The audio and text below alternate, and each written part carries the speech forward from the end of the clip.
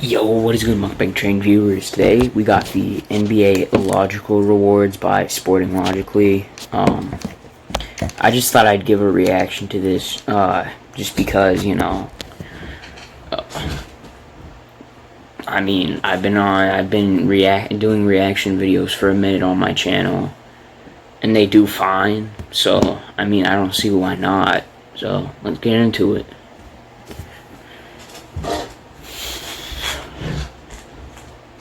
Welcome back, everybody. My name is Tucker, and today is a very special video.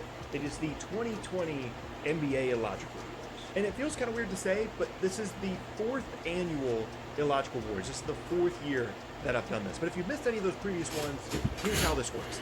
I'm going to be giving out the NBA awards for this season for all of the wrong reasons. These are all players, front office members, franchises themselves that have won these awards for a poor performance rather than a good one. Now, quickly before this video gets started, I do want to let you guys know about the sponsor of today's video, Manscaped. Now, you guys know me. Two things that I talk about in almost Alright, I'm gonna skip this. Quality and value. The rest of the video. Alright, shout out Manscaped. The 2020 NBA Illogical Award is the Anthony Bennett Award. This is given to a former top 10 pick from the previous year's draft, so in this case, it's the 2019 draft. Yeah, he had, already looks like a bust. This was a community Jarrett Culver award, and the winner in the thumbnail. Jarrett Culver of the Minnesota Timberwolves. So of the 3 players that I posted in the poll for this award, I felt like Jarrett Culver and Darius Garland were the 2 closest to winning this award because of where the expectations were for those guys and how much they did or did not beat them. And for Culver specifically, the offense really looks like it's going to be an issue. He has the athleticism and the length and the defensive prowess, it appears, to at least be a good NBA player, but if he doesn't continue to develop on the offensive end of the floor, it's going to be very tough for him to live up to the hype of a top 10 pick. And as a result, he is this year's winner of the Anthony Bennett Award. Moving on now to the next award. Also, my bad if I keep looking up. I have the Brooklyn Nets versus Milwaukee Bucks game on right now, so it might look like I'm not paying any attention to the video, so my fault on that. But yeah, I just have a game on, so I'm interested in it, even though it's a Nets game. So.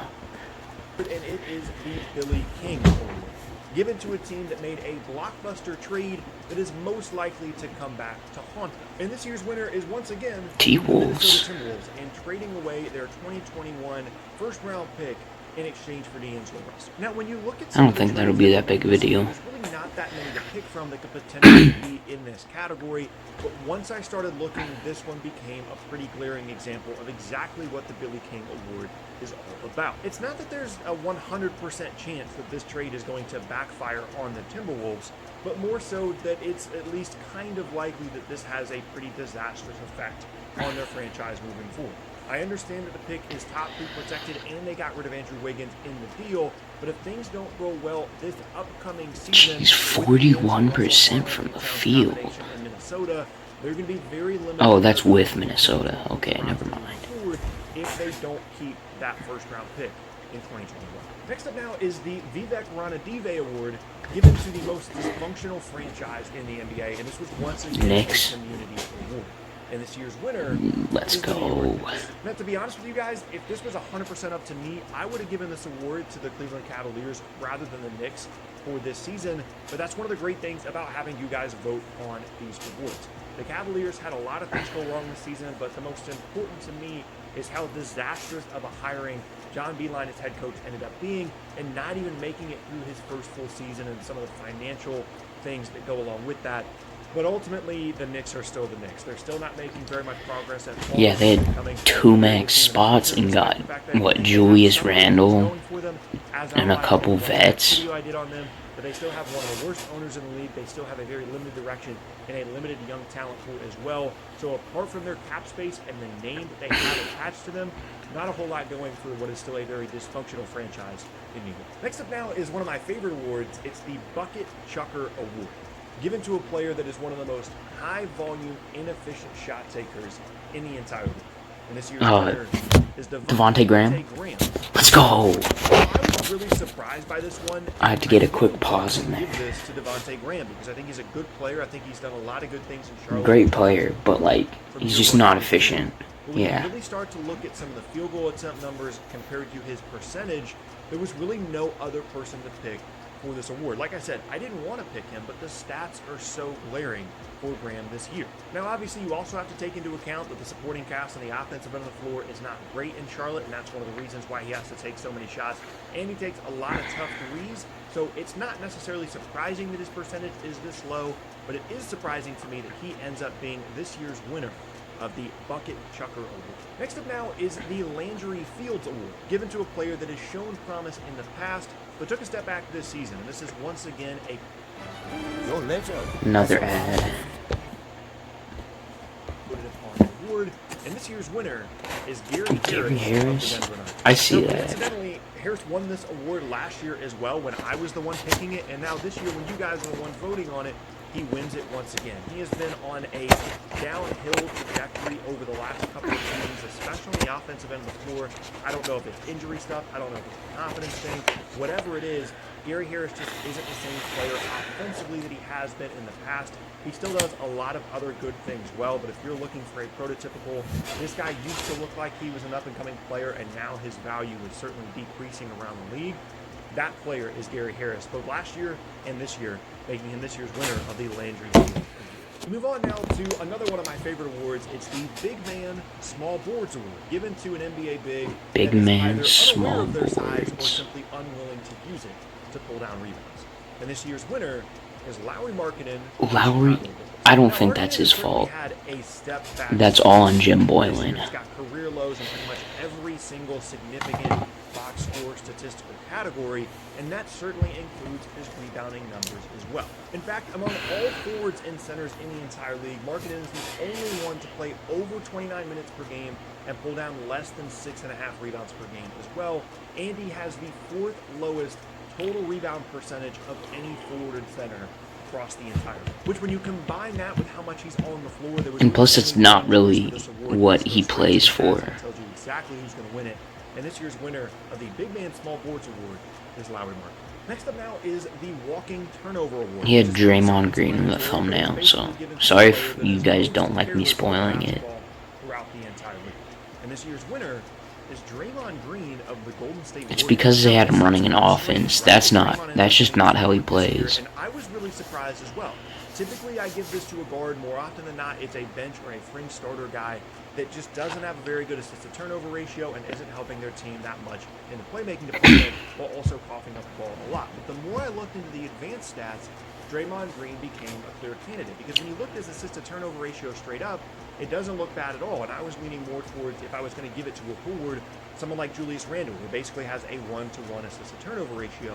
But then when you go deeper into it and you look at the turnover percentage, Draymond Green actually has the highest turnover percentage, which is the amount of turnovers committed per 100 possessions on an estimated basis. And it's going to be Draymond Green winning this award simply because of that advanced stat and because of how often he turns the ball over per 100 possessions according to the advanced stats. So Draymond Green, unfortunately, is this year's winner of the Walking Turnover Award. And second to last now is the Buyer's Remorse Award. And this is given to a team that is already regretting a big free agency signing from the offseason prior. This is also a community voted upon award. And this season's winner Yeah, is Al Horford. I see that. of the 76ers. Now, if we're just being honest with ourselves, this was a pretty obvious one, right? Al Horford has been one of the biggest free agency busts of last offseason, and that can be situational, it can be contextual, it can be because of the amount of money that was spent compared to the production that he's putting up in Philadelphia. And you could say that there were signs coming that this was going to be a bad idea. In fact, when I did the offseason edition of the Illogical Awards for the 2019 awards, I listed him as a guy to keep an eye on as potentially a really, really bad move. And it turns out that looks like it's going to be true, given his age, given the amount of money that he's going to be paid over the next couple of seasons, and given how poor of a fit it appears to be in Philadelphia. He is absolutely the winner of the Buyer's Remorse Award for 2020 Illogical Awards. And last up now is the Delusional Shooter Award, given to a three-point shooter that continues to chuck up threes at a high volume despite their low percentage. And this year's winner is Spencer Dinwiddie of the Brooklyn Nets. Spencer Now, this is kind of a Dinwiddie. strange one for me, because Dinwiddie, whenever I watch him, it feels like he's making a good amount of shots from the perimeter, whether it's this season or in past seasons. And when you look at his statistics and you're looking at how many threes he's putting up a game and the percentage at which he's knocking them down, he should maybe consider decreasing the volume of those attempts. Oh, Because among that's perimeter players, he is one of the lowest percentages not among a players great that are taking as many three-point threes percentage. as he is, and it hurts me to put him on this list because I really like Spencer Dinwiddie as a player, but he is going to end up being this year's winner of the Delusional Shooter Award. And yeah, there you have it. That is going to be the end of today's video. Alright, so if he does have an NBA awards, I'll react to this in the same video. But if he doesn't, this is going to be the end of the video. Like the video. If you're here, why not like it? You watch the full video. So there's no point not liking it. So, yeah, and also subscribe, road to 50 subs. And yeah. I said all that for nothing. Here it is. 2020 NBA awards. Alright.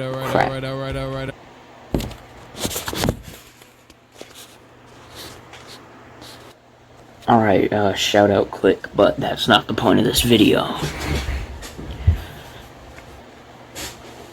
Welcome back, everybody. My name is Tucker, and in today's video, I'm going to be revealing my 2020 NBA awards. Now, I'm sure many of you saw B-Souls' video the other day where he got a whole bunch of NBA YouTubers together to vote on these awards, which was super cool, by the way. If you didn't see that, I'll leave that down in the description below. And he did actually ask me to vote in that, and then in this video, obviously, I'll be revealing who I actually voted for since he did it anonymously. I want to know who voted for Chris Paul in that video. I'm not going to be reacting to that because I already watched it, so that kind of just ruins it for me. Suspension, because that's the bulk of the season anyway. And as always, I'm interested to see what you guys have to say down in the comment section. Also, I'm going to react to the Welcome to the Bubble episodes that I missed, but, I mean,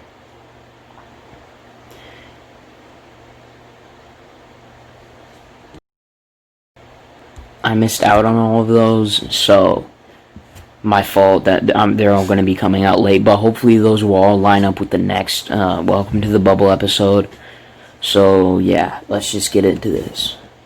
Let me know who you would have voted for each of these categories. Quickly, before we get Also, I accidentally ended my recording. Yeah, subscribe to him and me, you know. So. Okay, so let's go and start off with the big one, and it's MVP. Oh, we're starting with MVP. Right before the league got suspended. And I yeah, think that's to be made that maybe if the season had played out all the way, we would have had a different MVP because some of the headlines and the narratives were starting to shift a little bit more towards LeBron James, and he was having an incredible season.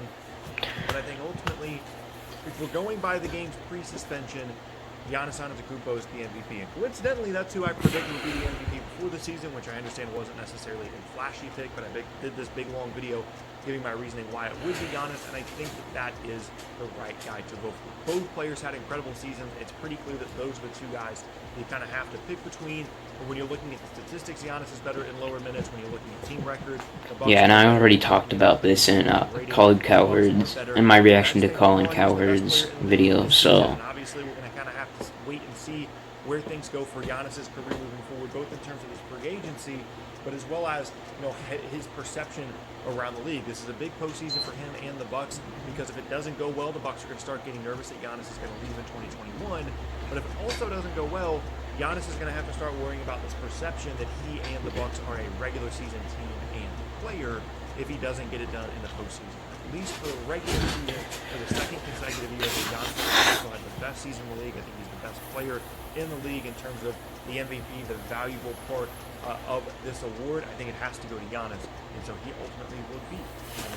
We move on now to Defensive Player of the Year, and it's going to be Giannis again. And I kind of rolled around the idea of considering other players because it's so strange to consider a guy that is also going to win the MVP and also does so much for his team offensively as the Defensive Player of the Year. But if Giannis was averaging... So here's what I think about it. If you think Giannis is the Defensive Player of the Year, but not your MVP, I don't know what to say to you, but you should stop talking about the NBA. I mean, if you have a guy averaging 30 and 15 and 6 assists as your Defensive Player of the Year, then why not make him your MVP on 55% from the field, too? So, I mean, there's no reason for him not to be your MVP if he's your defensive player of the year. Yeah, that's all I'm gonna say. 15 to 20 points per game. I weirdly think his case for defensive player of the year would be stronger because people would be talking more about what he does defensively for, by the way, the best defensive rating team in the entire league. And it's almost like his MVP case is hurting his defensive player of the year case. Now, having said that, I still would expect him to win the award, even though there are some other notable names here up for it. People like Rudy Gobert that have won the award in the past. But I think for Giannis, it's just about the best defensive rating in the league. He does so much for that team defensively in terms of switching, in terms of working on the perimeter, protecting.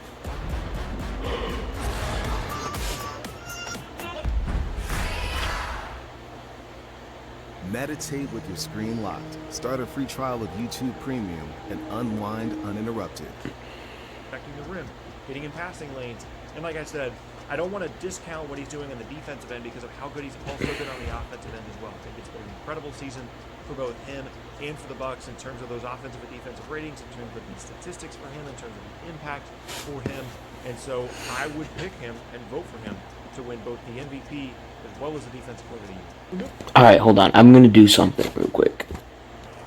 Alright, so before I continue with this video, I'm announcing it here. I do plan on making an NBA awards video where I have, people who follow me on Instagram voting as well. So, yeah, so go vote on that. And if you don't follow me,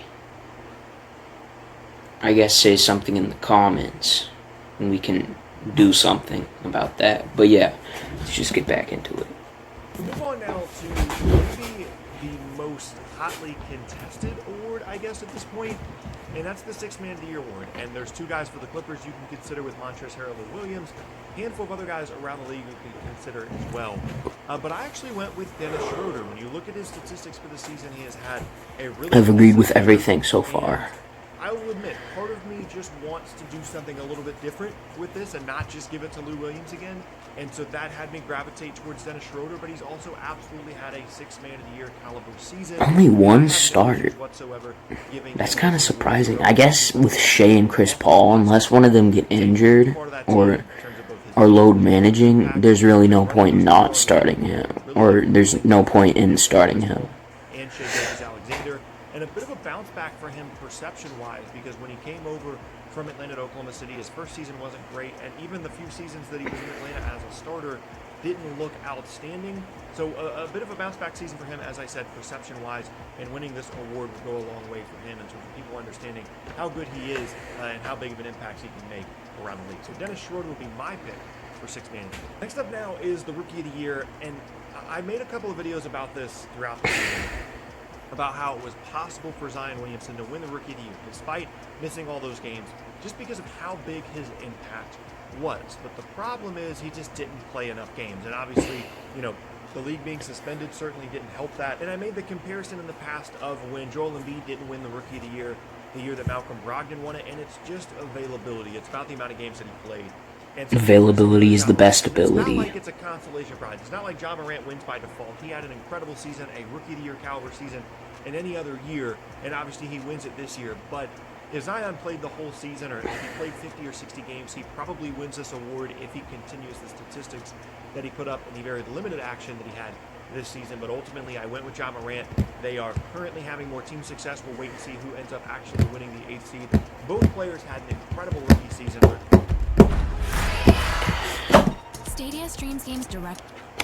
Continue to be awesome moving forward. I can't wait to watch both of them, two of my favorite young players in the entire league. But for me, the Rookie of the Year is going to be Ja. And second to last now is the Most Improved Player Award. And for me personally, I'm going to go with Bam Adebayo. And I think there are really two players you could have considered here, either Brandon Ingram or Bam Adebayo. And for me, I just felt like the impact that Bam now has on the defensive end, in addition to continue to grow as an offensive player, I feel like he grew more as an all-around player from...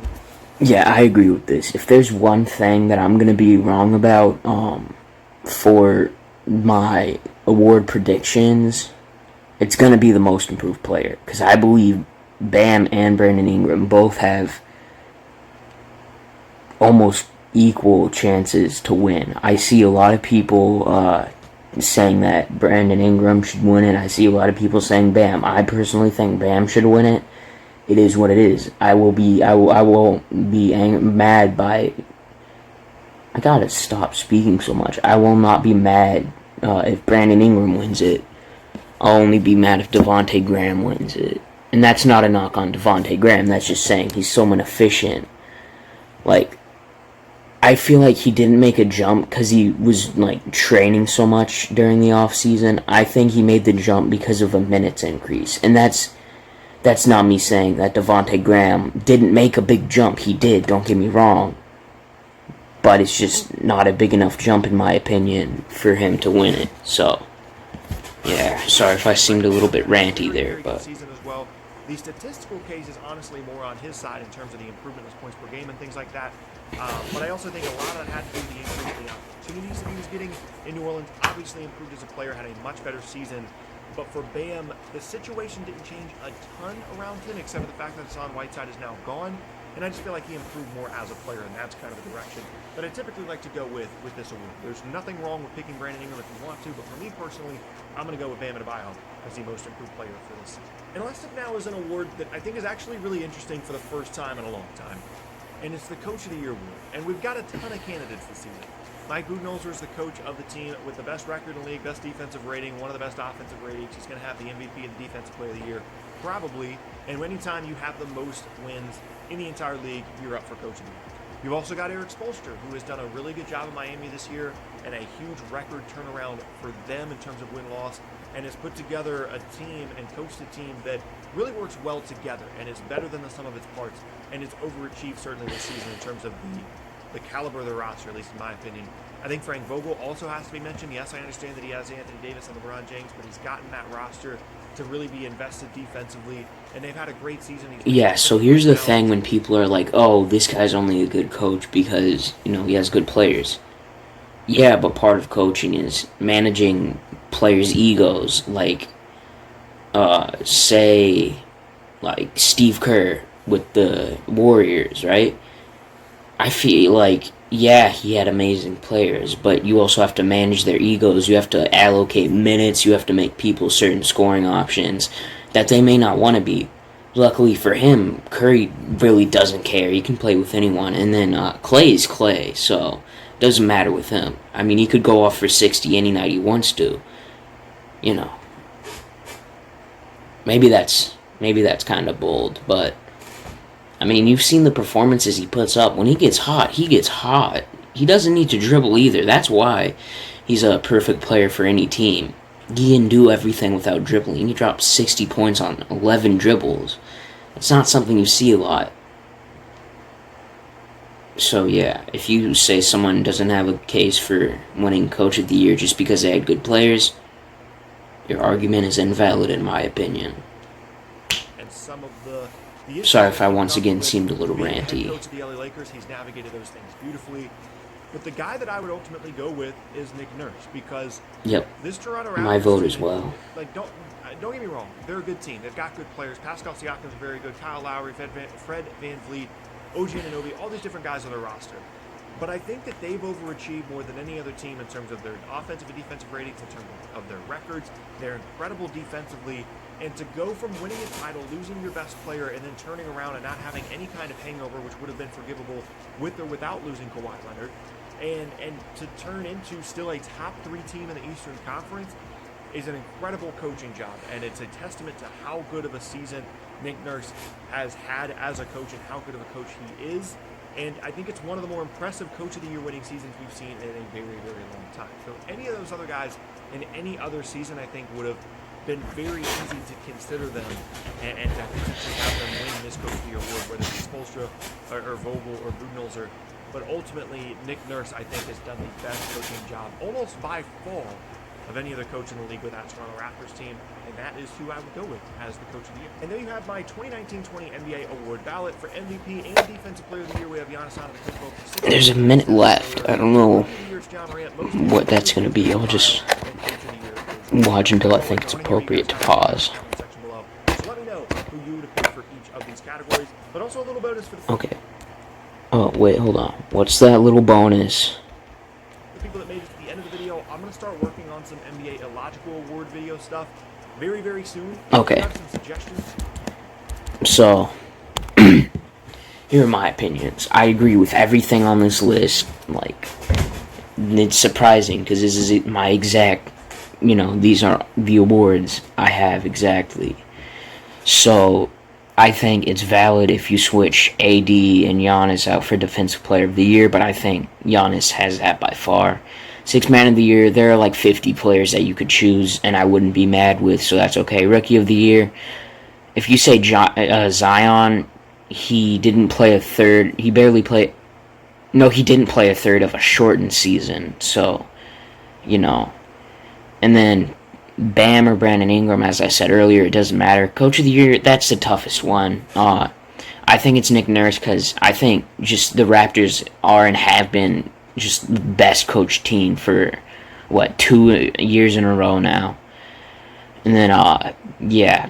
So, Billy Donovan, I really don't think he's the Coach of the Year, but I'm not going to be, it's not invalid to have him there. It's not invalid to have Mike Budenholzer, Frank Vogel. Yeah, so, that's my opinion. So, yeah, I hope you enjoyed. This has been reacting to, Sporting Logically's, 2020 awards and 2020 illogical. Actually, you know what? Let's just add more onto this video, Let's do his all underrated team. Yeah. Let's get it. Let's just make a longer video. Maybe I'll get some views. I don't know if that'll help. Yeah, I won't react to that because I've already watched it. Just watch that yourselves. Sporting Logically is his name. This video, I wanted to go the other way around with my all underrated 2020 NBA team. Now, really So, yeah. before the video gets started, I do want to tell you guys that I'm putting out a ton of content over on my gaming channel as well. Gaming Logically, there's a link to it down in the description below. Doing a lot of Warzone stuff over there, so if you're interested in that at all, then be sure to check it out. But with that shameless plug out of the way, as always, if you're enjoying this type of content, then subscribing is a great way to keep up with the channel, and leaving a like rating is also a great way to let me know that not only are you Let me enjoying the charge my content, phone. but it also I'm a helps little the video. low. With that said, let's go and get Your boy was at 25%. So yeah, I gotta get okay, so charged. just like the overrated video, I'm going to do a player at each of the 5 positions, but it won't really be exact. Now also, I'm gonna say this little disclaimer before saying a player is overrated or underrated does not mean they're bad or good in any way. Well, yes, saying underrated does kind of mean they're good, but just because you think John Collins is underrated doesn't. Well, I'm going to use myself as an example. Just because I think John Collins is underrated does not mean I think he's like an all-star or anything. He's a great player, but he's just not on that caliber. Also, I think Zach LaVine is kind of overrated. That doesn't mean I think he's bad in any way. I just think people give him too much credit for what he does. Yeah, that's my little disclaimer. So if I disagree or agree with anything here, that I don't know why I had to say that disclaimer, but yeah. It's more just a 1, 2, 3, 4, 5 rather than the whole point guard through center thing. So to start it off is a player that I feel like a lot of people know about, but I'm not sure a lot of people know exactly how good he's going to be. Maybe not as good as he is right now. And it's Anthony Simons of the Portland Trailblazers. And this is a guy that took a non-traditional path to get to the NBA. Okay, In I mean, high school career, he took one post-grad year at IMG Academy and then was drafted in the first round a few years ago. Didn't play a ton as a rookie, got more opportunities in his second season in Portland as, kind of the first scoring guard off the bench. And I just think that this guy is really, really talented as a scorer, as an athlete. He's going to he could be great, but he just the statistics, especially from doesn't play enough for a second-year player, but he is yeah. still Okay, young. And Portland has a history this is fine. of developing guys like this that they draft in the first round, especially guards, and developing them into really, really good NBA players. When you're comparing Simons' stats to C.J. McCollum's first couple years in the league, obviously there were injuries involved there, but there's a pretty well-set pattern here in Portland of guards that continue to improve year after year, and I think Simons is going to be one of those guys. And I also think he's a good player right now. He can get to the basket, he can shoot, He can score in the mid-range. And he's a guy that I just think has a lot of potential moving forward. So it's kind of one of those weird things where, like, I think he's underrated because people don't know how good he is now. He's not great, but he's a good player. But also, I don't think people understand how good he can be moving forward. I don't think he's going to be an all-star or anything, but I think he's going to be a really, really good player, kind of a poor man's version of C.J. McCollum. Worst case scenario for me, for Anthony Simons. So that is a guy that I definitely think is underrated. Now, as an added bonus in comparison to the overrated team video, I also wanted to give some honorable mentions for each position for the underrated players video. At the one spot, that player is Monte. Upgrade to watch videos ad-free. Monte Morris, yeah. Start a free trial of YouTube Premium today. Pay bills. Monte Morris. He's really, really good definitely basketball. underrated, Denver Nuggets, one of the but better, more efficient, true I don't think backup point guards in he's the league. like. Someone that can facilitate, can score Never a little mind. bit. I don't know what I was Isn't gonna say. gonna hurt your team. I decided he ultimately just wasn't a big enough name to put on this list. But if I was going to pick another player at the one, Well, I feel like with underrated players, they need to have a smaller name to be more underrated. Well, I considered not they putting need. this guy on this list because Okay, a lot of people know that he's a I'm really, gonna really good stop. player. But I still think that he's underrated. So this is Shea, I think. Gilgeous-Alexander. Yes. And he is a part of that stacked 2018 draft class, and he gets compared to guys like Luka and to Trae Young. But I really think. that See, and that's why a lot of players are underrated, especially young ones. They're compared to the better talent in their draft class. The second best player in that draft class, and I've talked about it in the past. And I wouldn't necessarily rank him as the second best player in that class. Obviously, we're talking about Luka, you're talking about Trae Young, but Shea Gilgeous-Alexander does so many good things on the basketball court. Yeah, he Play plays on the ball and defense. He can play off the ball and shoot and score off of it. He can defend extremely well. He has great Yep. size. He has He's great just saying length. everything I was gonna There's say. not really a hole in his game, which is so strange and so unique for a player as young as he is. Now, certainly he can grow and develop in plenty of areas in his game, as most second, third-year players can. But I really think that this is a guy that's going to be a future borderline All-NBA, certainly an All-Star caliber player moving forward in the future. And I think right now a lot of people still have this opinion of him of like, oh, he's a nice, solid player. And a lot of the credit for how well Oklahoma City played this season goes to Chris Paul, and rightfully so. But I think Shea Gilgeous-Alexander needs a little bit more notoriety for what he did this season and how good he is at such a young age. And it's easy to be overshadowed by Chris Paul and his own team, and then Luka and Trae Young within his own draft class. So a guy that I know a lot of people really like, but I think that he needs to be appreciated even more, and thus he's underrated. The honorable mention underrated player at the 2 spot is going to be Luke Kennard, a player that had Luke a Kennard, really good all season right. this year, improved in a couple of different statistical categories. Still waiting to see whether that's just as a result of increased responsibility. You know what? I'm thinking about it now. I got a new video dropping. That's my all most improved team video. This is a guy that the player at the 3 and the 4, you can Look really forward switch to that. around however you want to, just either the 4 spots. This is another guy that I think people know is good, but I don't think they fully understand how good he can be and the upside there. And it's Jonathan Isaac. And I think that he is, Yeah. when healthy, which He's is a big issue for him. very underrated. One of the best Yeah. defenders in the entire league. He One of the just best tore his defenders in the ACL. entire league. Not very good. Maybe even in the 5. Has incredible length. Needs to obviously get bigger and stronger. Needs to work on his offensive game. And also, Just an if you are saying that Jonathan Isaac, deserved his injury for not kneeling during the anthem, yeah, just go unsubscribe real quick. above Yeah. average offensive player. How good So. he is defensively is going to make him an incredibly valuable player. And I think that people kind of think of him still as a little bit of a project right now because the offensive game isn't all there. But I don't think they fully understand how good the defensive stuff is. I definitely think he is a project, but he's already a very well-established player. Ability to defend on the perimeter against some of the best perimeter players in the league, while also adding a little bit of rim protection off the ball. There's a very unique skill set, both physically and in terms of the skills that he brings to the table defensively for Jonathan Isaac, that I think is definitely underappreciated. And Oh yeah, also shout out Shake Milton. Cause he hit that one shot for the Sixers the other night. Yeah. It's pretty good.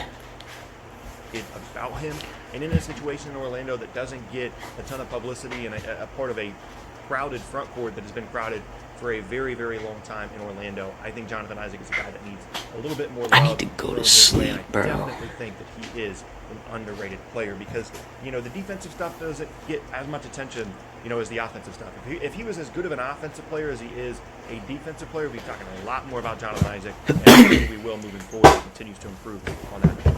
The underrated player of the 3 is Kelly Oubre. We just talked about him a little bit. Kelly Oubre. The Phoenix Suns had a really, really good season, and as long as he continues to rehab well from his injury that he did sustain at the end of the year, should be a really good, really productive player over the next handful of seasons for Phoenix. But again, because it's the Suns and because he plays with another really good perimeter player in Devin Booker, doesn't get a ton of attention around the league. But again, player that I think is elite. Next up now is a player that, like I said, you could put him at the 3, the 4, whatever.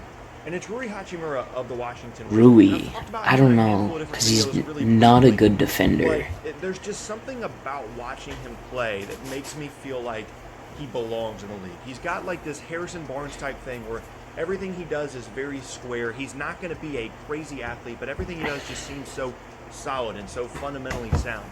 And it's very Harrison Barnes-like to me. And I know that could be like a weird comparison because some people have bad memories of Harrison Barnes having really bad finals performances, and they think that maybe he's one of the more overpaid players in the league over the past couple of seasons. But Rui Hachimura kind of gets forgotten about. Honestly, Harrison Barnes isn't even overpaid in my opinion. He's just, but whenever you watch him, like I said, he's just overlooked. Is the best way that I can describe it, whether it's in the mid-range, getting to the rim, some post moves. Obviously, he's going to continue to expand. Actually, I don't know if I'm going to do that almost improved team. It's just a thought.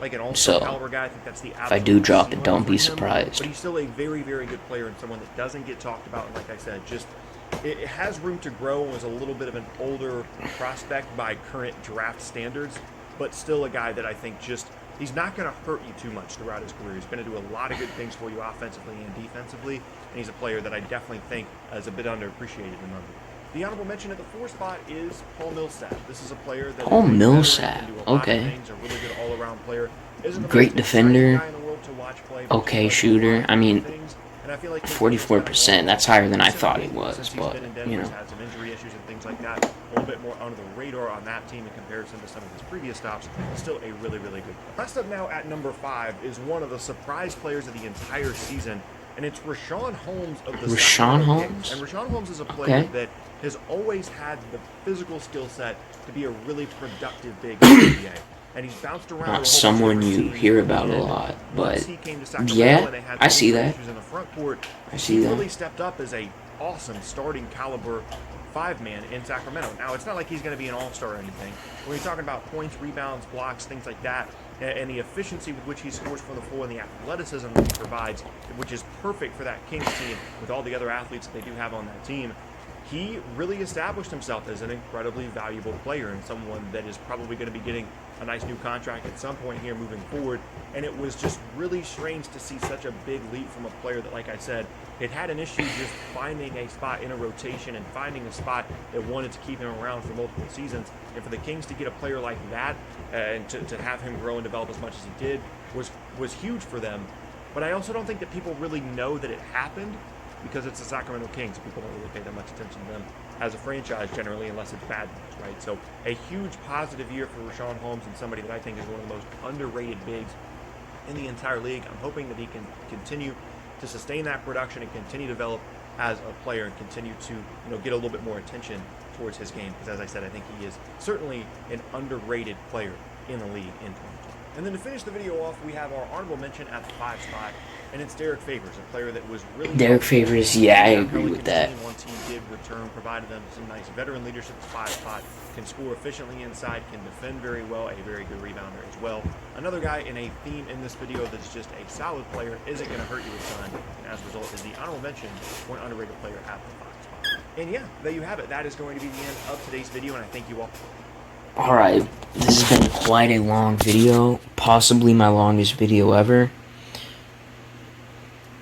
I think it might be. But yeah, that was this. It was pretty good. It was basically just me watching YouTube for half an hour. So yeah. I might, keyword might, make a almost improved team video. I don't really know. This has been Mukbang Train, and I'm signing off.